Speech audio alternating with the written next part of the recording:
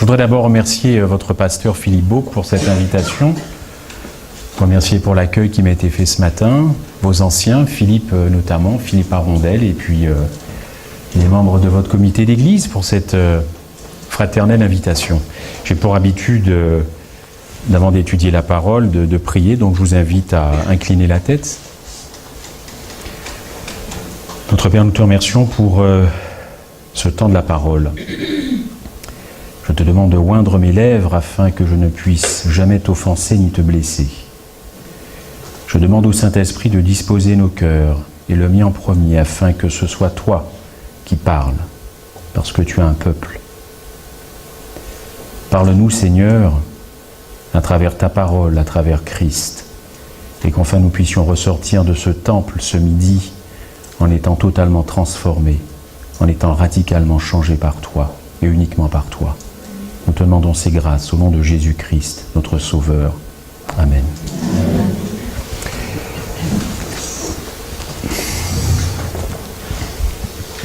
On raconte cette histoire que j'ai reçue cette semaine. Je pense qu'elle va bien avec le thème que je voudrais voir avec vous. Tous les dimanches matins, après le groupe de prière de l'église, le coordinateur de ce groupe et son fils de 11 ans avaient pour l'habitude de sortir dans la ville où ils étaient pour distribuer les papiers, ce que l'on fait classiquement dans nos églises. C'était un dimanche après-midi et quand arriva l'heure où le père et son fils devaient sortir, c'est une pluie battante qui se mit à tomber. Le fils de dire à son père « Papa, je suis prêt ». Son père de lui dire « Mais tu es prêt pourquoi ?»« Ben je suis prêt, mais c'est l'heure de sortir, de prendre nos papiers, de les distribuer. » Son père lui répondit « Tu sais mon garçon, il fait très froid dehors et il pleut des cordes. » L'enfant surpris regarda son père et lui dit « Mais papa, les gens vont bien au travail quand il pleut ?» Son père lui répondit « Oui, c'est vrai mon garçon, tu as raison, mais là vraiment, il fait froid ce matin. Il fait froid. » Alors triste, l'enfant se demanda « Mais papa, est-ce que je peux quand même y aller ?» Son père hésitait un instant, c'est un enfant de 11 ans. Il lui dit « Va. Sois prudent, reste dans le quartier, mais vas-y. » Alors l'enfant partit. Il sortit sous la pluie battante et puis il marcha à travers la ville de porte en porte. Il distribuait ses tracts. Après avoir marché des heures et des heures sous la pluie, il était totalement trempé, mais il lui restait encore un papier. Alors il s'arrêta à un coin de rue, chercha quelqu'un à qui donner ce papier, mais personne, n'est-ce pas? Les rues étaient désertes. Alors il se dirigea vers la première maison qu'il vit et il sonna à la porte. Il sonna, personne ne répondait. Il sonna, deuxième fois, personne. Une troisième fois, tout ça sous la pluie battante, personne. Il se dit qu'il allait rentrer avec son papier chez lui, le dernier papier. Mais quelque chose lui fit comprendre qu'il devait rester encore devant cette porte que personne n'ouvrait. Il sonna une quatrième fois. Et là, une vieille dame âgée ouvrit la porte et dit « Oui, c'est pourquoi ?» Il dit « Excusez-moi madame de vous déranger, mais je voudrais vous dire que Jésus vous aime beaucoup. Et je suis venu vous donner ma dernière feuille qui vous dira tout sur ce Jésus et son grand amour pour vous. »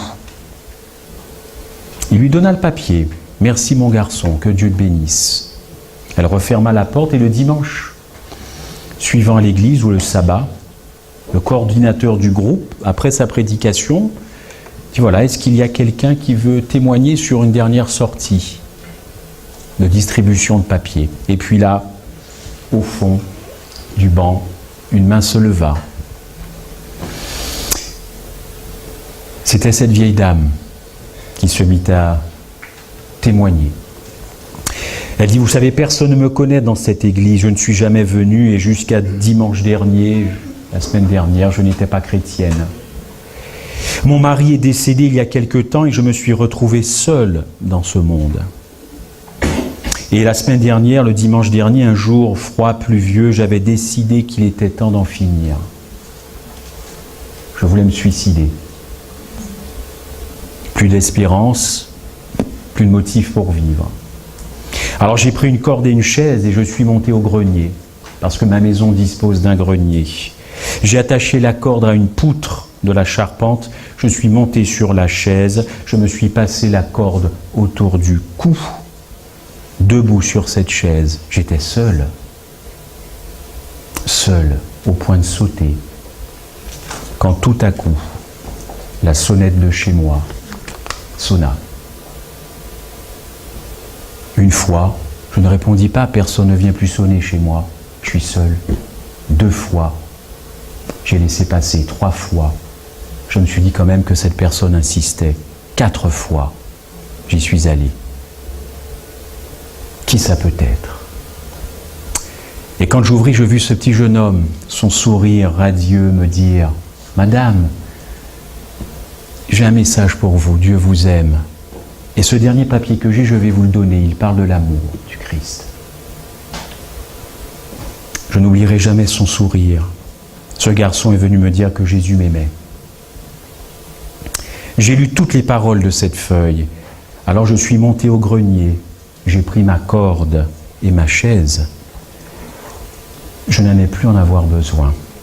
Vous me voyez aujourd'hui.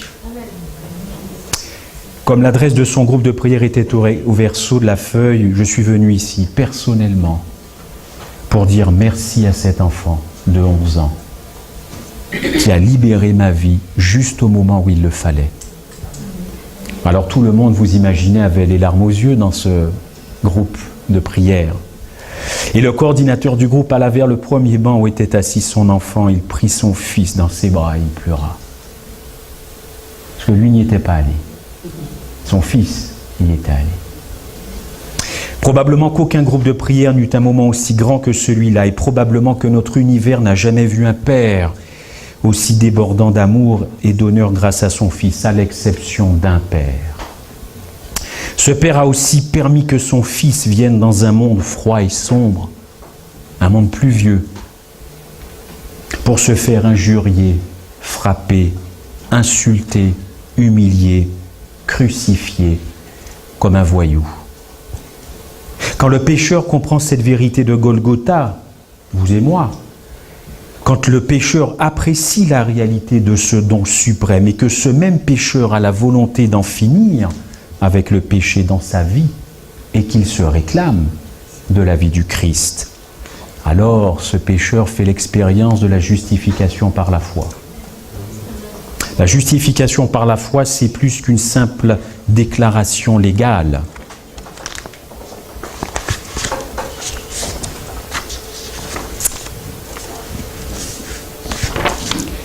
C'est plus qu'une simple déclaration d'acquittement. La justification par la foi implique un changement radical de mon cœur et il me conduit à une soumission d'amour de Jésus-Christ. Le 9 octobre 1856, James White écrit un bref article dans un journal que vous connaissez bien, l'Adventist Review, la revue adventiste. Et il a surpris ses lecteurs. Jusque-là, les adventistes s'étaient estimés satisfaits de se voir représentés dans le livre de l'Apocalypse par l'église de Philadelphie. Vous connaissez cette église, c'est cette église qui a su garder la parole, c'est dans le texte. Celle qui n'a pas renié le nom de Dieu, n'est-ce pas? Et où l'amour des frères est manifeste. Mais James White, l'un des pionniers de notre église, secoua ses frères et sœurs par plusieurs questions en leur suggérant que le message de l'église de Laodicée pouvait aussi bien s'appliquer à eux.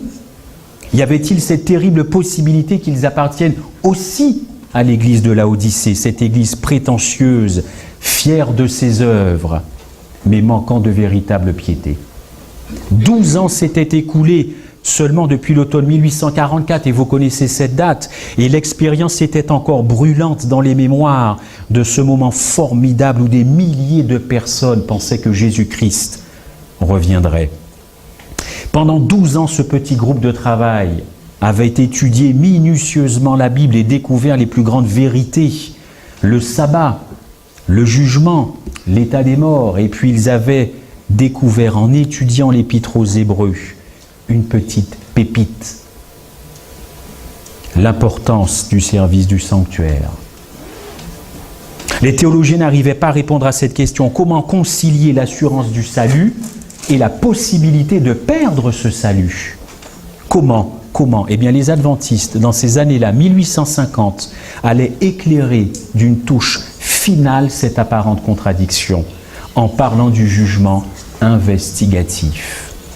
En 1852, Ellen White regrettait déjà, chers frères et sœurs, qu'un grand nombre de ceux qui souhaitent le rapide retour de Jésus-Christ, et j'espère que c'est notre cas, commencent à se conformer au monde.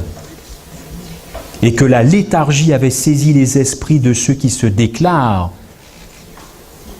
détenir le dernier message. Ça doit nous faire penser à une église, n'est-ce pas? « Ô Laodicéens », s'écria James White, « ne vous méprenez pas sur votre véritable condition qui est la vôtre. » James White, en 1852, déjà. Alors, chers frères et sœurs, il est vrai que la pilule était dure à avaler. On n'aime pas se faire tellement remonter les bretelles, il faut avouer. Alors, il se passa un réveil dans cette église à l'époque. Un homme qui avait beaucoup critiqué James White lui écrivit, il confessa « Je reconnais que l'orgueil et l'égoïsme ont entaché tout ce que j'ai fait. J'espère sincèrement que tu me pardonneras, James. » Un autre pasteur, Merritt Cornell, un contemporain d'Ellen White, déclara « Je n'ai pas été un bon exemple. Je demande pardon à ma communauté. J'ai fait du tort à ma communauté. » Un autre pasteur dit « Je confesse mon énorme manque de patience et mon besoin de soumission à Christ. » Alors il se passa quelque chose suite à cette prise de conscience. Mais Ellen White déclara par la suite que beaucoup avaient été poussés par leurs émotions et non pas par leur foi. Les cœurs n'avaient pas été purifiés de l'orgueil, de l'égoïsme et des vaines passions.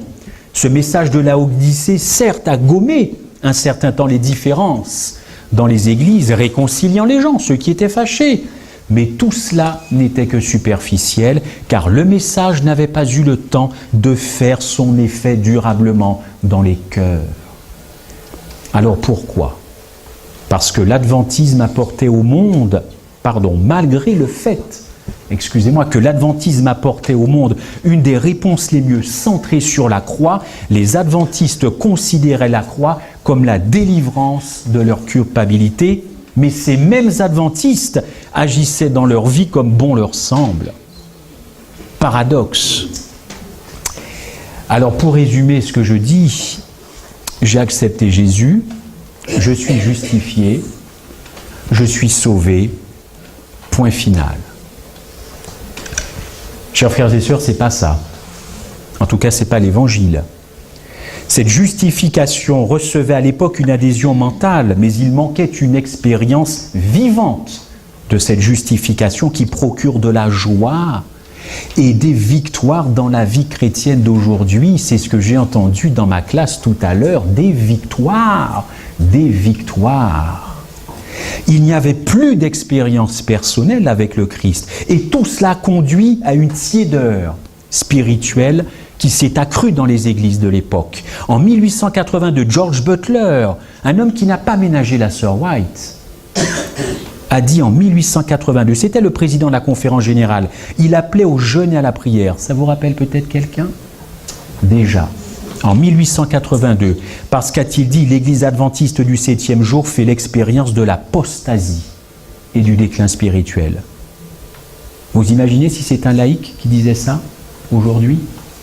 Butler, ancien président de la conférence générale, l'Église adventiste fait l'expérience de l'apostasie et du déclin spirituel, parce qu'il sentait qu'il se passait quelque chose de grave, cette tiédeur. Alors, revenons à cette apparente contradiction. 1 Jean 5, verset 12, j'aurai d'autres versets à vous faire lire, mais passons sur celui-là pour l'instant. 1 Jean 5, 12, celui qui a le Fils a la vie. Vous connaissez bien ce texte, mais seulement dans Matthieu 7, 21, Jésus déclare lui-même, ceux qui me disent Seigneur, Seigneur, vous pouvez même finir cette phrase, selon vous, n'entreront pas tous dans le royaume des cieux. Aïe, aïe, aïe.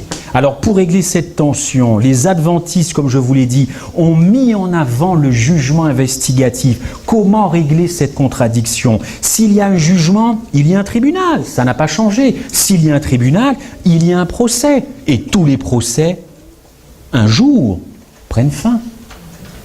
Et la fin de ce procès, nous connaissons, c'est la fin du temps de grâce ou la fin du temps de probation. Lorsque la race humaine, chers frères et sœurs, chers amis, sera la plus dégénérée, et nous y allons tout droit, quand la confusion religieuse sera à son paroxysme, quand les armes humaines menaceront en tout lieu, quand la liberté religieuse n'existera plus, je vous pose une question, qu'est-ce qui vous fera tenir à la fin des temps? Et je me la pose à moi. Qu'est-ce qui va me faire tenir à la fin des temps? On a un beau texte d'Apocalypse 22, 11 et 12. Que celui qui est juste soit encore injuste, que celui qui est souillé se souille encore, que le juste pratique encore la justice, et que celui qui est saint se sanctifie encore. Chers frères et sœurs, à la fin du temps de grâce, ce temps de probation, il y aura bien, c'est exact, une dernière génération d'individus, d'hommes, de femmes qui vivront par la foi, mais pas par n'importe quelle foi. Cette génération tournera le dos au péché. Elle dira non aux tentations les plus puissantes et non aux séductions les plus puissantes. Oh, je le dis bien à des personnes adultes dans cette église, mais je m'adresse aussi peut-être à ces adolescents, ces jeunes, ces prés, ces ados, parce qu'ils seront concernés en voyant leurs parents agir et faire. Et j'ai mon propre fils dans cette église qui me voit agir et faire. Je dois donc être un exemple. Voilà quel est et quel était le message de l'Église adventiste à la lumière du sanctuaire. Golgotha est plus qu'un simple mécanisme qui me pardonne du péché, mais c'est beaucoup plus que ça quand je contemple Golgotha. Golgotha est suffisamment puissant pour faire tenir des hommes et des femmes à l'écart du péché. Voici ce qu'a dit Ellen White dans Parabole, page 69. Et ça revient comme un boomerang dans ma tête. Lorsque le caractère de Jésus-Christ sera pleinement reproduit parmi son peuple, alors il viendra le réclamer comme sien. Parabole, page 69. C'est une affirmation et c'est en même temps une prophétie. Cela sous-entend que la date du retour de Jésus-Christ dépendrait de la préparation de son peuple. Mais c'est de la folie pour certains. C'est de la folie. Comment moi, pécheur, je puis dominer le timing de Jésus-Christ dans son retour? Qu'est-ce qu'il raconte? Parabole, page 69. Alors si on n'est pas d'accord avec la sœur White, il va falloir embarquer la sœur White avec l'apôtre Paul. Il faudra jeter le bébé avec l'eau du bain. Parce que Paul ne dit pas plus ni moins. Dans 2 Corinthiens 3, 17, il croit à cette reproduction du caractère dans l'homme. Et il le dit, et vous connaissez ce verset, nous devrions l'afficher dans nos chambres à coucher. Nous tous qui le visage découvert, contemplons comme dans un miroir la gloire du Seigneur, nous sommes transformés en la même image de gloire en gloire. Mais par qui? Par le Seigneur. C'est pas moi qui le dis, c'est l'apôtre Paul. Il croit cette contemplation, ce caractère qui change par la contemplation. Alors le retour du Christ aurait-il à voir avec mon état spirituel? Mais c'est de la folie pour certains.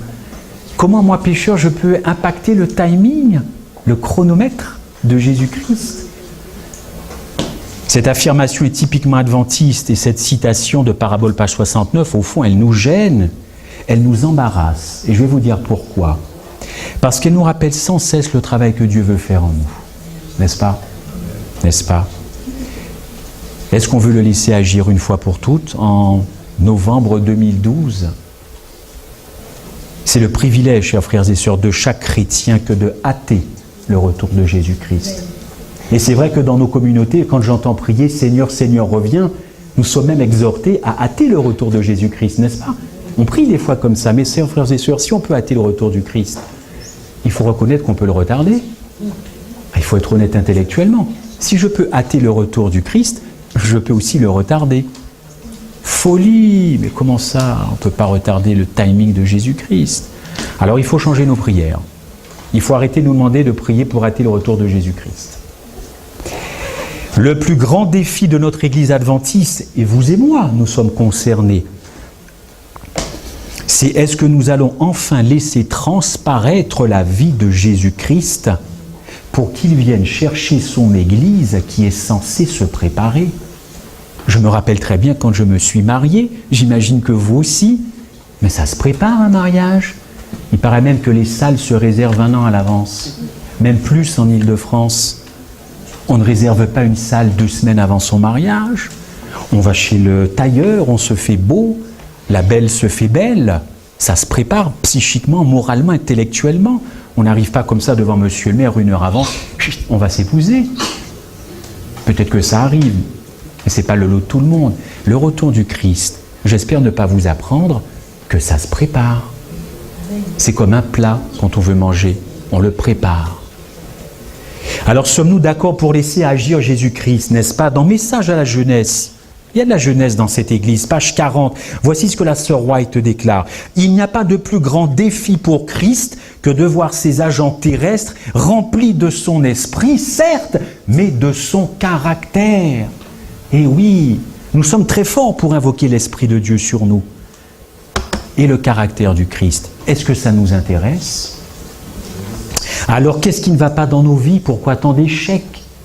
Pourquoi tant de séparations? Pourquoi tant de divorces? Pourquoi tant de violences dans les couples? Pourquoi tant de problèmes avec nos ados dans l'éducation? Pourquoi tant d'adultère dans les églises? Pourquoi tant de tricheries? Tant de souffrances? Pourquoi il y a tout ça? Pourquoi il y a des vies misérables qui se cachent derrière la porte de certains adventistes? Et pourquoi certains ne reviennent plus? Il y a une prière tout à l'heure pour nos jeunes. Pourquoi? Mais il y a aussi des adultes qui ne reviennent plus du tout. Qu'est-ce qui s'est passé? S'il y a toutes ces imperfections, toutes ces souffrances, tous ces échecs, c'est parce que le péché est présent. Ça encore, ce n'est pas une information que je vous donne. Alors pourquoi ce péché est-il si présent? Cette question, je vois 2 raisons majeures. Nous péchons parce que nous aimons ça. Je suis désolé. Nous aimons ça. C'est jouissif, le péché, au sens propre comme au sens figuré. J'aime pécher parce que le péché, c'est bon. Le péché m'apporte de la satisfaction. Première raison. Et la deuxième raison, je pêche parce que je n'ai pas envie de souffrir. Et c'est maintenant que je vais vous proposer le retour en arrière. Nous sommes dans le jardin d'Éden. Ève s'est trouvée devant une expérience nouvelle et fascinante. Lucifer, sous l'aspect d'un animal familier, lui a présenté un raisonnement dont aujourd'hui nous ne sommes toujours pas à l'abri. Un exercice intellectuel où on lui demandait de réinterpréter la parole de Dieu. Réinterpréter. Dieu a-t-il dit? Vous connaissez ce texte mieux que moi, Genèse 3, verset 1. Satan ne fait pas peur à Ève, n'est-ce pas? Il ne lui dit pas que Dieu n'existe pas, il n'éveille pas ses craintes, il n'éveille pas de grand-chose. Il lui dit simplement non. Reformule la parole de Dieu et il lui donne des arguments apparemment irréfutables et logiques. Dieu a dit que la mort est dans cet arbre. C'est ce que tu as entendu? Mais il est évident qu'il ne peut pas avoir dit ça. Regarde-moi, je ne suis pas mort. Au contraire, j'ai acquis un potentiel de connaissance incroyable. Reconsidère ce que Dieu dit à la lumière des critères que je viens de te donner. Reconsidère, fais ce petit truc-là pour moi. Ève est entrée alors dans un débat intérieur majeur. Comme on dit en créole, elle était mêlée. C'est ça? T'es mêlée, hein? Entre ce que Dieu dit et ce que le serpent lui dit. Problème, frère. On va comprendre moins, Dominique. Ève est alors entrée dans ce débat intérieur parce qu'elle se trouvait confrontée à une affirmation que son honnêteté intellectuelle devait admettre, chers frères et sœurs. Mon maître me dit qu'il c'est la mort, et pourtant j'ai quand même quelqu'un qui me parle. Ève n'avait à faire valoir que sa foi, et c'est la dernière chose qu'elle a fait valoir, sa foi. Elle ne s'est pas servie de sa foi. Elle a péché parce que le raisonnement du serpent lui paraissait correct. Et quand elle a pris ce fruit, il était bon. Il était bon. On l'aurait interviewé à ce moment-là, elle aurait dit « c'est bon ». Mais c'est après que les problèmes sont arrivés. Parce que sur le moment, le péché, c'est bon. Nous éprouvons de bonnes sensations. Et Adam maintenant ? Parce que je vous avais dit qu'on peut aussi pécher parce qu'on n'a pas envie de souffrir dans sa chair. C'est ce qui est arrivé à Adam. Oh, Adam a tout de suite compris qu'il s'était passé quelque chose dans ce jardin d'Éden, n'est-ce pas? Et que la mort était au rendez-vous, et que la mort allait toucher sa femme en premier. Il a été consterné de voir Ève, d'avoir accompli cet acte, victime du tentateur. Alors il va falloir qu'il se sépare de sa femme, n'est-ce pas? Adam avait contemplé la gloire, les bienfaits du Créateur, et perdre tout ça, plus sa femme, tout ça, plus sa femme, c'était trop. C'était trop. Lui aussi, il a pris le fruit défendu. Il a préféré ne pas souffrir et il est parti avec sa femme. Oh, certains vont trouver que le geste était beau. Jamais sans ma femme. Toujours fidèle, n'est-ce pas? Ben, bibliquement, regardez les conséquences. Je ne suis pas en train de dire aux époux de quitter leur femme quand ça ne va pas. Je suis simplement en train de dire, pesez la situation. Mais voilà, Adam n'a pas voulu souffrir. Il a donc suivi son épouse. Parce qu'en péchant, il se sentait mieux qu'en ne péchant pas. Question de souffrance. Deux péchés, deux causes différentes, mais un seul et même résultat, la mort. Depuis l'Éden, chers frères et sœurs, le péché a tout pollué. Et c'est là que je veux en venir ce matin. Le péché a également pollué notre amour pour Jésus-Christ. Il faut être honnête. Il faut se regarder maintenant en face dans une glace. Comment j'aime Dieu? Jusqu'où j'aime Dieu? Jusqu'où je peux aller avec lui? Parce que maintenant, comme on dit, la blague, c'est terminé. Les temps sont compliqués maintenant. Nous aimons Jésus d'un amour intéressé. Certains l'aiment pour la vie éternelle qui est promise. Ah, cette vie éternelle. Et puis d'autres aiment Christ par crainte d'être perdus. On va faire ça, on va faire ça. Oh non, chers frères et sœurs, Golgotha, c'est le fruit d'un amour inconditionnel. Il n'y avait pas de retour sur investissement pour Jésus-Christ. Il a goûté la seconde mort, nous dit le prophète Ésaïe, celle dont on ne revient pas, la seconde mort, c'est-à-dire bye-bye la vie. Certains sont très offusqués de voir que le Fils de Dieu pouvait mourir éternellement. Mais Christ ne pouvait pas se sauver lui et sauver l'humanité en même temps. Il a fait un choix de nous sauver, vous et moi. Il n'a jamais pensé à lui pendant 33 ans et demi sur cette terre. Il n'a jamais pensé à lui une seule seconde. Il a pensé à chaque personne individuellement dans cette Église. C'est le contraire de l'égocentrisme. Il a bien goûté la seconde mort. C'est dans les textes d'Ésaïe et dans Hébreux. C'est un don total, sans retour que le Christ a fait. Alors vous connaissez très bien ce verset, je ne vais même pas ouvrir ma Bible, parce que je sais que vous connaissez ce verset par cœur. Jean 3,16.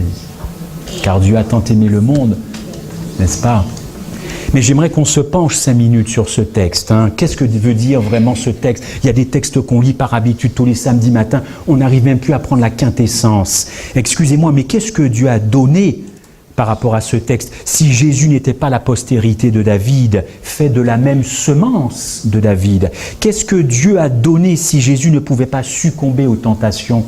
Qu'est-ce que Dieu a donné si Jésus ne pouvait pas descendre de la croix avec tout ce poids du péché sur lui?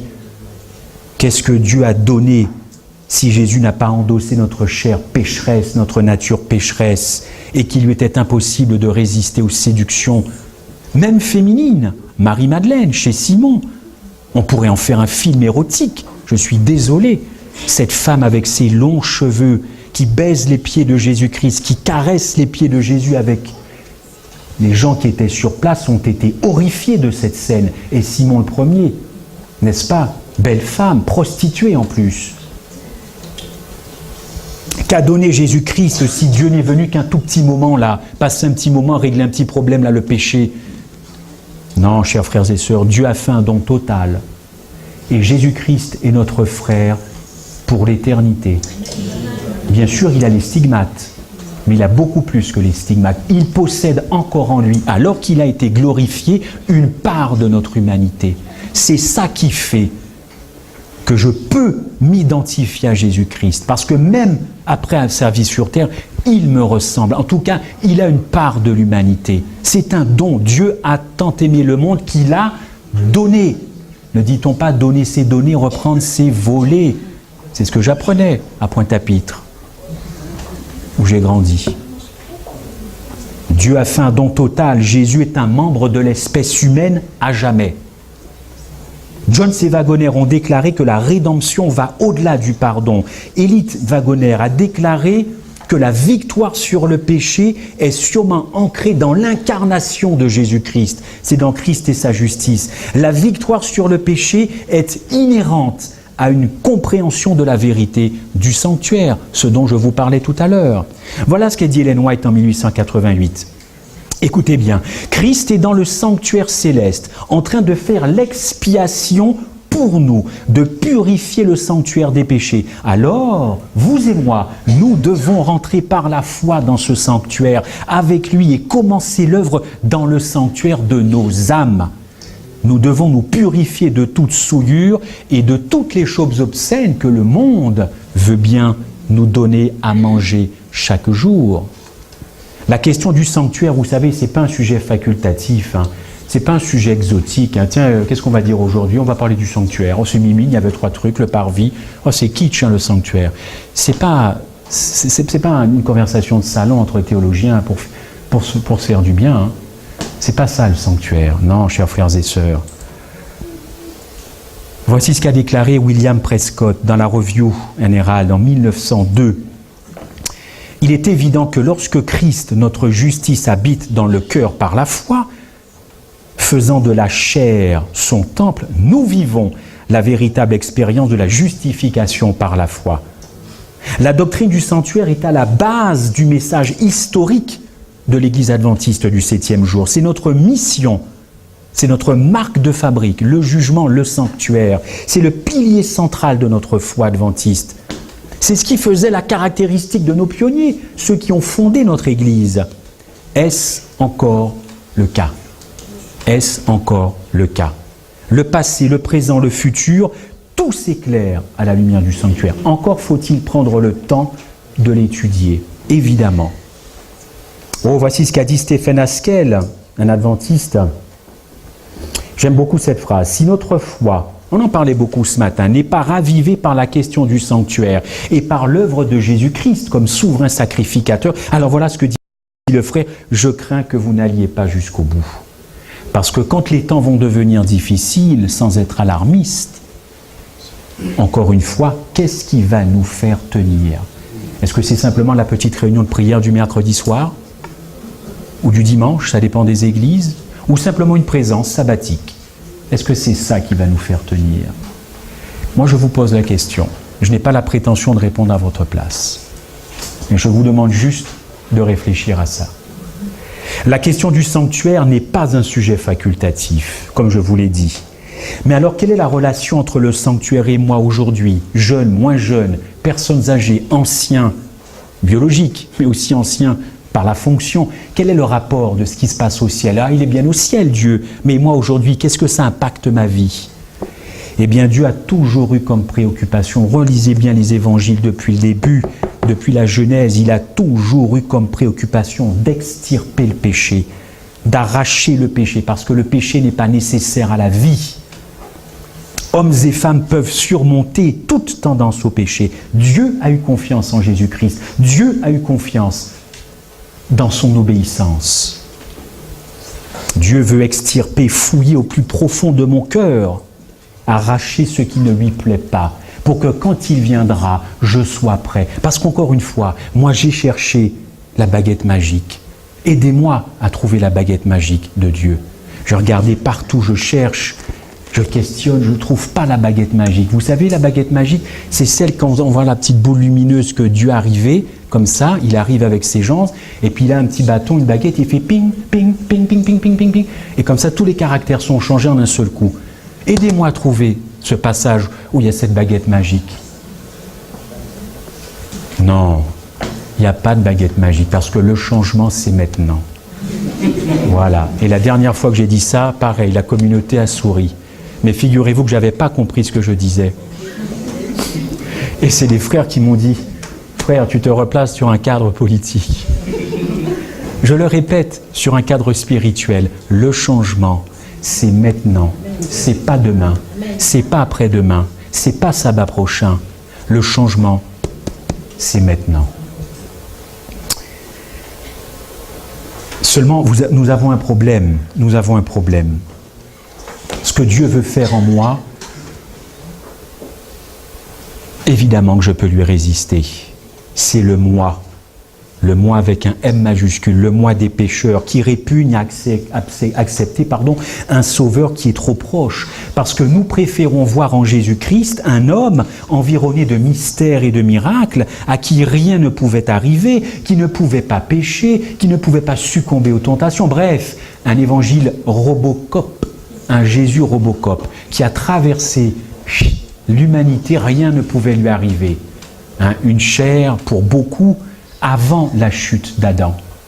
Ça, c'est sûr que moi, j'ai vraiment du mal à m'imaginer, à m'identifier à un sauveur à qui rien ne pouvait arriver, puisque moi, tout peut m'arriver.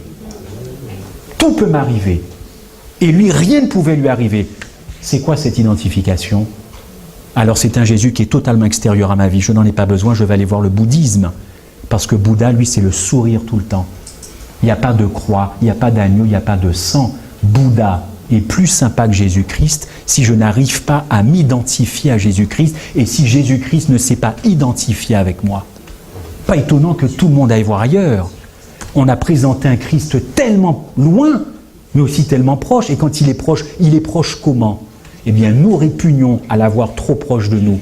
Oui, tu m'as sauvé à la croix, mais ton business, tu ne te mêles pas de mes affaires. Il faut reconnaître que parfois, nous sommes sur ce tempo. Ma vie privée, je la gère. Oh, tu peux m'aider, mais je vais d'abord faire ma part. Non, c'est pas ça, l'Évangile. C'est un Jésus-Christ très très proche. Et Christ n'a jamais été aussi proche de nous qu'aujourd'hui pour nous faire comprendre certaines choses. Mais il y a une chose, effectivement, que Dieu ne peut pas laisser passer, c'est la simulation. Rien ne sera réglé dans ma vie tant que je me réclame du nom de Jésus, mais pas de son pouvoir. Rien ne sera réglé dans ma vie tant que je me réclame de ses bénédictions, mais pas de son caractère. Ah, on veut les bénédictions de Jésus-Christ. Nous apprécions ces bénédictions et nous sommes en droit de les apprécier. Mais que je réclame aussi son caractère, ça je l'entends moins souvent. Douceur, humilité, bonté. Vous connaissez tous les adjectifs du caractère du Christ. Dieu veut voir le caractère de Jésus-Christ reproduit en nous. Et Paul a bien compris qu'il existe deux types de chrétiens, chers frères et sœurs. Restez encore un petit peu avec moi. Deux types de chrétiens. L'un, il le qualifie de misérable. C'est dans Romains 7, verset 15. Pour ceux... Allez-y, cet après-midi, ce soir, demain, ne vous endormez pas. Romains 7, verset 15, vous connaissez ce texte. Je ne fais pas ce que je veux et je fais ce que je hais. Je ne fais pas le bien que je veux. Voyez, moi-même, je bafouille et je fais le mal que je ne veux pas. Et si je ne fais ce que je ne veux pas, c'est le péché qui habite en moi. Mais, chers frères et sœurs, j'ai entendu des tas de prédications là-dessus. Mais ce texte de Paul en Romains 7, c'est un constat d'échec du christianisme. C'est un constat d'échec. C'est le péché qui domine l'individu. Paul l'a bien compris. Misérable que je suis, qui me délivrera du corps de cette mort? Tout le péché me domine. Et j'ai entendu bien des prédicateurs se servir de Romains 7 pour inconsciemment ou consciemment justifier le péché. Ça ne marche pas, parce que Paul, 2 chapitres plus loin, voilà ce qu'il dit du chrétien, cette fois-ci non pas misérable, mais victorieux. Voilà, Romains 6, 14. « Car le péché n'aura pas de pouvoir sur vous, puisque vous êtes sous la grâce. » N'est-ce pas? Car Romains 8, verset 3. « Chose impossible à la loi, parce que la chair la rendait sans force. » Ah, voilà l'évangile. Voilà le pur évangile. Dieu a condamné le péché dans la chair en envoyant à cause du péché son propre Fils. Dieu a offert ce potentiel maximum à l'homme de vaincre grâce à lui toutes nos mauvaises passions, nos mauvaises tentations dans une chair pécheresse. C'est ça le pur évangile. C'est ça l'évangile de l'espoir. Ne plus vivre comme des misérables. Et Paul a beaucoup mieux dépeint ça que moi ce matin. Il sait de quoi il parle. Nous avons tous nos problèmes. Mais le péché n'est pas une fatalité. Le péché, c'est une erreur. Alors ne faisons pas de cette erreur une domestication familière. Je pêche, je demande pardon. Je pêche, je demande pardon, je pêche, je demande pardon, je pêche, je demande pardon, je pêche. C'est long. Je peux faire ça jusqu'à ce soir. Mais vous ne pensez pas que c'est aussi long pour le Christ au ciel ?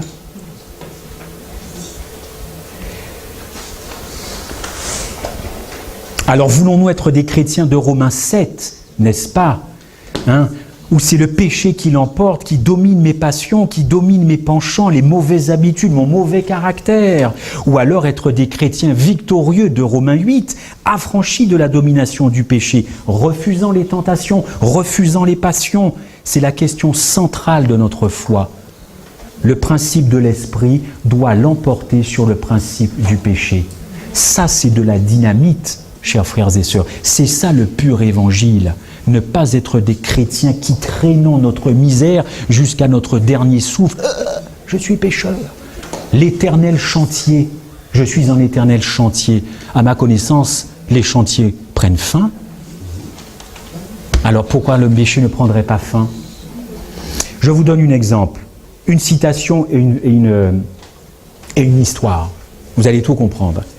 Si ceux qui cachent et excusent leurs défauts pouvaient voir combien Satan s'en réjouit, combien il rit de Jésus-Christ, combien il se moque de Jésus-Christ, alors, eh bien, ces personnes se hâteraient de confesser leurs péchés et d'y renoncer. Satan sait que si les défauts ne sont pas combattus, il réussira, sans problème.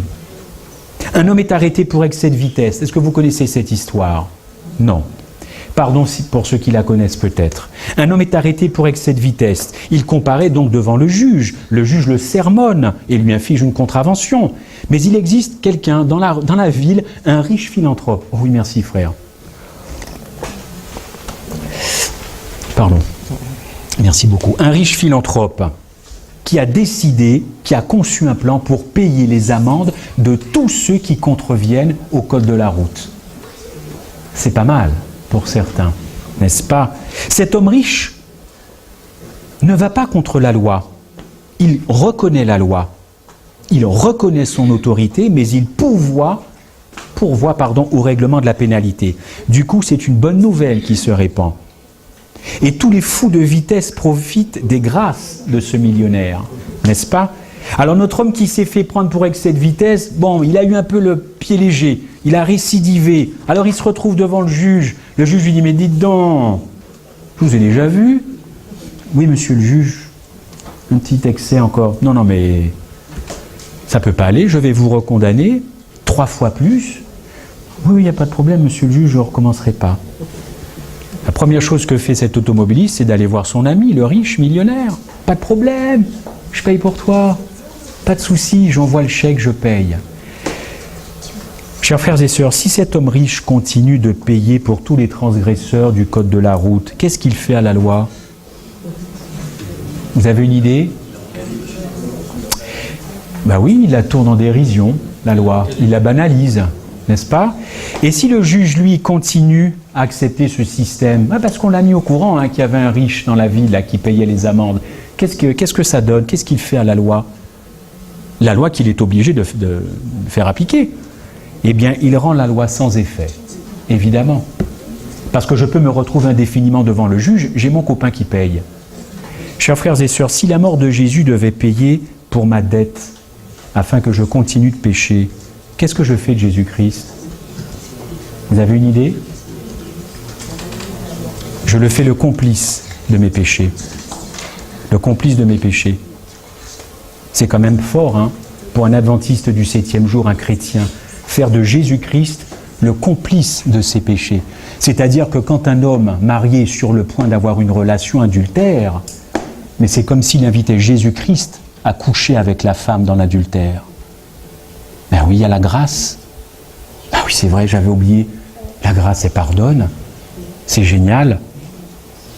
Quand je triche, quand je vole, quand je suis méchant avec mon conjoint ou quand une épouse est méchante, je fais Jésus-Christ le complice de ma méchanceté, le complice de ma tricherie, le complice de mon adultère, le complice de tout. Je l'invite même, viens!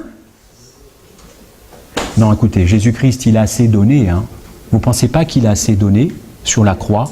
Ce n'est pas suffisant ce que 2000 ans de péché lui ont infligé pour que nous continuions à faire le complice de nos péchés dans nos petites magouilles ou nos petits trucs. Moi, il y a quelque chose qui m'insupporte, c'est le...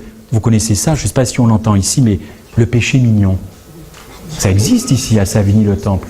Pas l'église, dans la ville. Le péché mignon. C'est-à-dire que c'est le petit péché... c'est pas bien méchant. C'est pas celui-là qui a envoyé Jésus-Christ à Golgotha. Non, il est mignon. Golgotha, c'est triste. Parce que quand on regarde la croix et que le sang a coulé, il y a encore des péchés mignons. Ah là là là là, ce processus d'abandon de ma volonté, de soumission, j'essaie d'avancer, chers frères et sœurs, pardonnez-moi. Eh bien, ce processus d'abandon à Jésus-Christ amène à une seule chose, la crucifixion de mon moi. Mon moi. Mon moi. Vous connaissez les moi? Ouais, moi. Moi, je fais bien tout. Je réalise tout bien tout. Moi, c'est moi. Le grand moi, le grand... Voilà. Voilà. Jésus-Christ, pendant 33 ans et demi, ça n'a jamais été moi. Non, c'était nous, toi dans ma vie, toi. C'est ça la grande différence. Et l'Évangile me permet, non pas de perdre ma personnalité, parce que nous avons tous une histoire, tous une personnalité, mais de crucifier le moi. C'est-à-dire d'abord vous, et puis moi, mais alors très loin derrière, très loin derrière. Et tous à égalité. Devant l'Évangile, tous à égalité. Tous à égalité. Ce n'est plus moi, c'est Christ qui vit en moi. Ça a été rappelé ce matin. C'est au pied de Golgotha que notre égocentrisme doit mourir, qu'il doit être liquidé. Et Satan incite beaucoup de personnes à croire justement que le Seigneur passe l'éponge sur les petites choses, n'est-ce pas? L'œuvre de Jésus dans le lieu très saint, c'est une phrase importante, envisage notre complet rétablissement, délivré du péché. C'est dans Message choisi. Voici ce que dit Ellen White. Dieu n'acceptera pas ceux qui prétendent avoir foi en Jésus-Christ et qui font en même temps preuve de déloyauté à l'égard de ses commandements. Insupportable, c'est de la simulation pour Jésus-Christ. Alors on peut tromper son pasteur, on peut tromper son comité d'anciens, son voisin, sa femme ou son mari, mais Dieu merci, il n'y a qu'une seule personne qu'on ne peut pas tromper, c'est le Christ. La religion sans croix, d'ailleurs elle le dit elle-même, toujours dans Message choisi, plusieurs se trompent en pratiquant une religion sans croix. Vous voulez un petit exemple de la religion sans croix? Je le prends pour moi. Voilà la définition, c'est la religion de Babylone. Viens à l'autel, choisis Jésus-Christ, viens à l'autel, viens Ruben, tu choisis Jésus-Christ, proclame que Jésus t'a accepté, continue ta vie, ne te fais pas de soucis, sois en paix, relax. Ça c'est la religion sans croix. C'est celle qui se développe alors à une vitesse phénoménale. C'est-à-dire que tout ce qui est doctrine, sanctuaire, justification, sainteté de vie, non, viens à l'autel, ça suffit, vis ta vie, et puis c'est bon, Jésus t'aime. Puis Jésus va venir te sauver. Voilà, c'est cette religion sans croix dont parlait Ellen White. Chers frères et sœurs, le caractère qui change en profondeur et durablement, c'est ce que Satan redoute le plus. Mon caractère, actuellement, je suis un danger pour le ciel. Je voulais vous le dire ce matin. Je reste actuellement, aujourd'hui, un danger pour le ciel. Parce que le ciel ne veut pas revivre ce qui s'est passé. Les anges nous regardent. Ils ne veulent pas voir monter au ciel des caractères qui n'ont pas été trempés dans le sang de l'agneau. C'est trop compliqué. Ils nous aiment, mais ils ne veulent pas à nouveau qu'il y ait des problèmes dans le ciel. Est-ce que nous pouvons comprendre ça, chers frères et sœurs? Je suis un danger pour le ciel, je ne peux pas monter tel que je suis. Alors je demande à Jésus-Christ de transformer radicalement mon caractère. Et ça passe par la façon dont je m'adresse à mon épouse. Et là je reviens à des choses encore très concrètes. La façon dont je m'adresse à mes enfants, la façon dont je me comporte avec mes collègues, mes patrons, mes amis. C'est ça l'Évangile. Un caractère totalement transformé. J'arrête de faire la tête, j'arrête d'être méchant, j'arrête d'avoir un regard dur. Actuellement, je ne peux pas monter au ciel. Alors je demande à Dieu de nettoyer, de nettoyer. C'est pour ça que le ciel nous regarde et il est impatient de voir des changements. Et Satan redoute que nous prenions Dieu au mot. Satan ne s'inquiète pas si les membres de l'Église adventiste du 7e jour rendent leur dîme. Ce n'est pas un problème pour Satan de nous voir rendre la dîme une fois par mois. En quoi ça gêne Satan?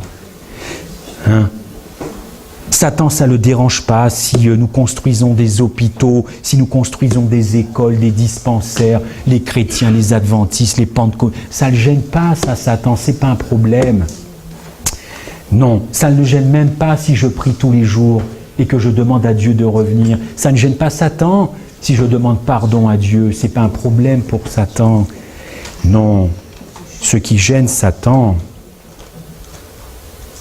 c'est que je mette en avant le sacrifice expiatoire de Jésus-Christ et son rôle de souverain sacrificateur dans ma vie. C'est-à-dire ce qu'il a fait pour moi, mais ça c'est du passé, et ce qu'il veut faire maintenant en moi, et ça c'est actuel. Me saisir des promesses de Jésus-Christ qu'il peut changer ma vie entièrement. Si vous impactez ça, vous brisez le pouvoir de Satan sur vous. Il ne supporte pas que nous prenions, nous adventistes, au sérieux le sanctuaire et ce que fait Christ dans ma vie, ce qu'il veut faire. Il continue d'endormir les gens. Pêche toujours jusqu'à la fin. De toutes les façons, tu es toujours en chantier. Ce que Satan redoute le plus, c'est qu'une génération prenne Dieu au sérieux. Il redoute que ceux qui désirent sincèrement la foi de Jésus-Christ ne développent aussi le caractère. Et oui, la foi de Jésus, mais je me réclame aussi du caractère de Jésus-Christ. Parce qu'il n'a pas supporté le caractère de Jésus-Christ. La douceur, l'humilité, la compassion, l'obéissance, la droiture, l'intégrité, tout ça, ça a été en abjection pour Satan. Satan nous déteste. J'espère que ce n'est pas un scoop. Satan vous déteste. Satan vous hait. Satan vous hait. S'il pouvait vous tuer sur place maintenant, il le ferait sans problème. Nous ne devons notre vie qu'à l'intervention de Christ. Alors, tant d'amour, qu'est-ce que nous lui rendons? Satan redoute que ceux qui gardent les commandements de Dieu et la foi de Jésus natent le retour. Le Seigneur ne pardonne pas le buveur pour le laisser continuer de boire, à ma connaissance. Le Seigneur ne pardonne pas le meurtrier pour qu'il continue de tuer. Est-ce que le Seigneur pardonne le pédophile pour qu'il continue ses agissements avec nos enfants? Non. Et l'adultère pour qu'il continue de tromper son conjoint? C'est ça, l'évangile. Le pardon, mais pas la guérison. Alors je n'adhère pas. C'est pas possible.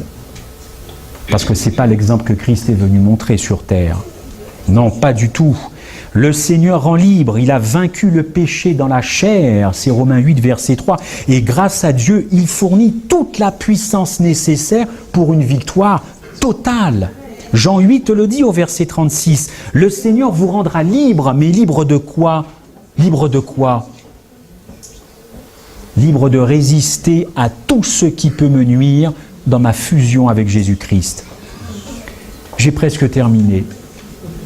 Dans son sermon du 20 octobre 1888, la sœur White a utilisé ce beau passage. Prenez vos Bibles, s'il vous plaît. 2 Pierre 1, verset 1. 2 Pierre 1, verset 1. Ce texte exalte la glorieuse et précieuse promesse que nous serons rendus participants de la nature divine. C'est ça la puissance de l'Évangile. Mon humanité associée à la divinité du Christ. Et comme Christ, quand il était sur terre, sa divinité associée à mon humanité. J'aurais voulu être présent ce 20 octobre, il y a quelques années quand même, on est tout juste début novembre, 1888. J'aurais voulu être présent à cette prédication, parce que c'est ça le pur évangile, c'est ça la dynamite.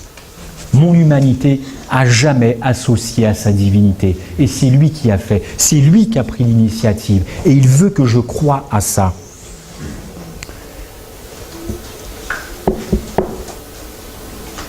Croyez-vous qu'il n'y ait pas une grâce suffisante et un puissant pouvoir qui nous soit accordé? N'est-ce pas un sauveur parfait qui nous a été donné? Mais aujourd'hui, chers frères et sœurs, vous savez que la doctrine, comme d'autres doctrines d'ailleurs, sont menacées. Il y a les incursions du modernisme. On veut nous faire réinterpréter la création. on veut nous faire interpréter tout un tas de choses, pas mal de choses. Et la doctrine du sanctuaire, effectivement, elle est attaquée. Moi, je vois deux choses qui sont un véritable danger pour la doctrine du sanctuaire. C'est le syncrétisme, c'est-à-dire le mélange de plusieurs systèmes, une combinaison de pensées. Je prends ci, je prends ça, je prends ça, je fais un mixte. Et voilà, c'est ça le syncrétisme. Et puis évidemment l'œcuménisme, évidemment. Puisque à vouloir ne parler que de ce qui nous unit aux autres dénominations, on finit par ne plus parler de nos différences.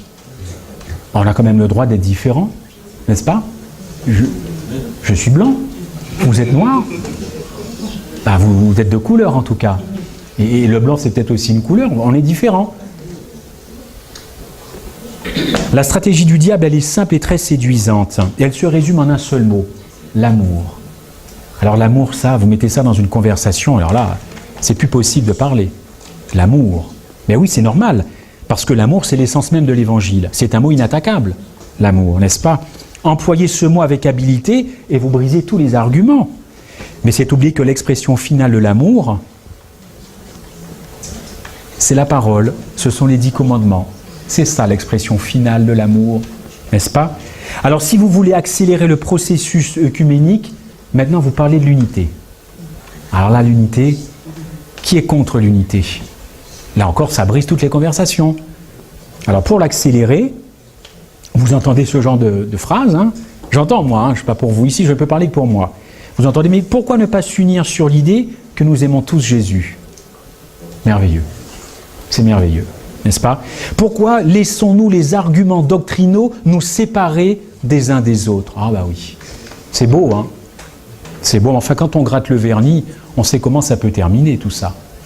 Encore une fois, apprécions le dialogue interreligieux. Bien sûr, l'homme par définition est un homme de dialogue.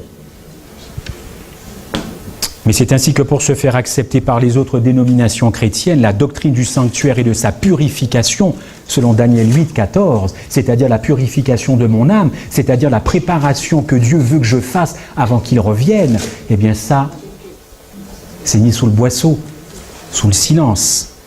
Et pourtant, Proverbe 23, verset 23, oh qu'il est beau ce proverbe, achète la vérité, mais ne la vends pas. La vérité biblique n'est pas à vendre. La vérité biblique, c'est pas de compromis. Ne vends pas. C'est pas moi qui le dis, c'est la Bible. David dit, achète la vérité et ne vends pas la vérité. À aucun prix ne vends la vérité. Et nous avons des exemples historiques. Martin, Luther, Calvin, Wesley, Zwingli, ils ont acheté cette vérité qui les a conduits à se séparer de leur église, à l'époque l'église catholique romaine. Chers frères et sœurs, pour conclure, le passé va se reproduire et la tragédie des siècles nous parle de ce conflit, cette grande controverse, ce conflit cosmique entre l'erreur et la vérité. Et nous en parlions ce matin. C'est l'amour de la vérité qui sera notre sauvegarde dans les temps de la fin. Et c'est au pied de Golgotha et nulle part ailleurs que nous allons aimer, apprécier cette vérité parce qu'elle est incarnée en Jésus-Christ. Et ce Christ veut travailler en moi maintenant, mais de façon concrète. Et pour bien comprendre cette justification par la foi, il y a des choses à accepter. Premièrement, ma condition laodicéenne, reconnaître notre véritable condition. Et deuxièmement, accepter qu'il fasse ce travail. Accepter que je souffre dans ma chair pour ne pas satisfaire les besoins, c'est dans Galates, de ma chair.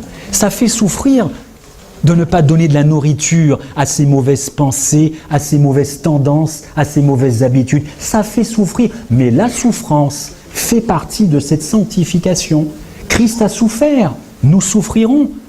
On ne peut quand même pas vouloir la couronne de gloire sans la couronne d'épines. Trop facile la religion. Ça c'est la religion sans croix. Je veux Jésus, mais je ne veux pas sa croix. Mais c'est quoi ça? C'est pas biblique. Acceptons d'être guidés par l'Esprit, chers frères et sœurs. Et je voudrais laisser cette conclusion, non pas à moi, mais à ce frère Prescott, qui est un des plus grands penseurs et théologiens adventistes de sa génération, dans son livre « Victoire en Christ ». Oh là là, voilà ce que dit ce frère. La justification par la foi n'est pas une croyance théologique. C'est pas simplement cet homme il y a 2000 ans qui a été cloué à la croix. C'est bon, j'adhère à ce que tu m'as dit, je te remercie, j'étais pas là, tu me fais du bien. Ça, c'est une justification protestante. Enfin, c'est pas une justification biblique. La justification par la foi, je dois la retenir. C'est comme mon salut, dit l'apôtre Paul. Travaillez à votre salut. Je dois la retenir. La justification par la foi, c'est une conversion de tous les jours. De tous les jours. Je viens à Golgotha tous les jours. Présenter mes peines, mais aussi mes victoires. Parce que la victoire, elle a été acquise à la croix déjà. Alors on ne peut pas continuer de se plaindre et de se trimballer en disant « pécheur je suis, pécheur je resterai ». Elle est où la victoire de Golgotha? C'est plus que le pardon. C'est ça qui donne de l'espoir aux gens. Le péché n'est pas une fatalité. Nous pouvons nous lever. Jésus-Christ a tout accompli à la croix. Pourquoi continuons-nous de nous plaindre, chers frères et sœurs? Voilà ce que dit ce frère. Ce n'est pas une croyance théologique, mais c'est une expérience vivante. Non seulement change-t-elle, elle change ma position par rapport à Dieu, mais elle détermine ma conduite. Et oui, la justification par la foi produit des fruits. C'est ce qui a été dit, produit de la sainteté. Ça mène à l'obéissance, non pas par peur d'être frappé par Jésus-Christ, mais j'obéis parce que je l'aime. Parce qu'il a fait tellement de choses pour moi qu'il n'y a plus qu'une seule chose à faire. Même si la vie éternelle n'existait pas, même s'il n'y avait pas de promesse de la vie éternelle, j'aime Jésus-Christ, point barre. Et vous avez deux exemples dans la Bible. Moïse, qui était prêt à ce qu'on raye son nom du livre pour sauver son peuple, n'est-ce pas? Et Paul aussi, deux exemples bibliques, qui étaient prêts à mourir, ne pas avoir la vie éternelle pour leur peuple. C'est cet amour-là, l'amour agapé. C'est un amour inconditionnel. Je fais tout pour Jésus-Christ, j'attends rien de lui. Tout pour lui, mais rien de lui. Tout ce qui peut venir en plus, amen, alléluia. Mais je ne fais pas les choses pour obtenir quelque chose de lui. Ça, c'est du retour sur investissement. C'est de l'amour qui est pourri, c'est de l'amour éros, c'est de l'amour philéo, c'est tout ça. Mais ce n'est pas l'amour agapé. Et voilà ce que le frère conclut. Non, ce don de Jean 3,16 touche mon être au plus profond. Il purifie le courant de ma vie. Il adoucit ma pensée. Il adoucit mon langage. Oui. Il adoucit mes actions. C'est ça la justification par la foi. Il fait de moi une nouvelle créature. Et là, franchement, je conclus. Et là, franchement, merci de votre patience. Quand un don, Jean 3,16, d'une valeur aussi infinie m'est offert, que dois-je faire? L'accepter, bien sûr. Oui, mais comment? Il y a 4 étapes. J'admets ma condition déchue et mon impuissance à faire les choses moi-même. En second lieu, je me soumets totalement, je soumets ma volonté à la volonté de Dieu. Ensuite, je remets entièrement ma vie entre les mains de Dieu.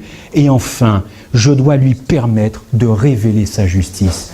Nous n'avons rien de bon à amener au pied de Jésus-Christ. Rien. Tout ce que nous faisons, c'est pourri par notre vanité, par notre orgueil. Reconnaissons-le, c'est un préambule. Et ce frère de conclure, admettre, se soumettre, remettre et permettre, ce sont là les 4 étapes.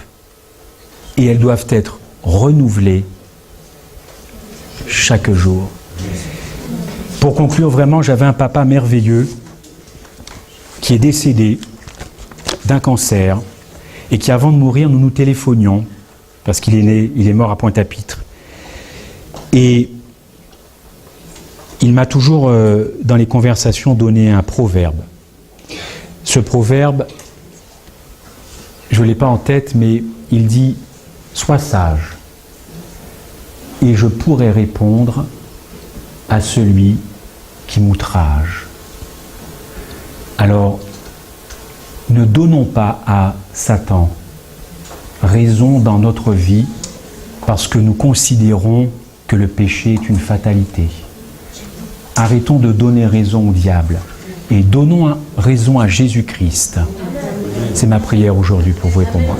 Ô Père, Père éternel, Père éternel, nous te demandons, Seigneur, dans ta grande compassion, dans ta longanimité, Seigneur, de nous restaurer, de nous libérer, de nous guérir de tout ce qui peut faire obstacle. Que nous ayons la certitude, l'envie d'être prêts, de nous préparer quand tu reviendras chercher l'Église, ton épouse. Combien de temps s'écoule et tu n'es pas encore revenu, Père? Combien de temps? Que nous ayons cette conversion chaque jour à tes pieds, en contemplant Golgotha et rien d'autre sur cette terre, car rien d'autre ne vaut la contemplation de ton caractère et de ton sacrifice. Que le regard que nous portons sur Golgotha nous dirige tout de suite sur le sanctuaire, là où depuis 1844 tu œuvres en faveur de celles et ceux qui sont entrés avec toi dans ce lieu pour purifier leur vie. Ô Père éternel, merci pour cette intercession et que notre amour pour toi augmente, au point de ne plus rien désirer de ce monde. Au nom du Seigneur Jésus-Christ, Amen. Amen.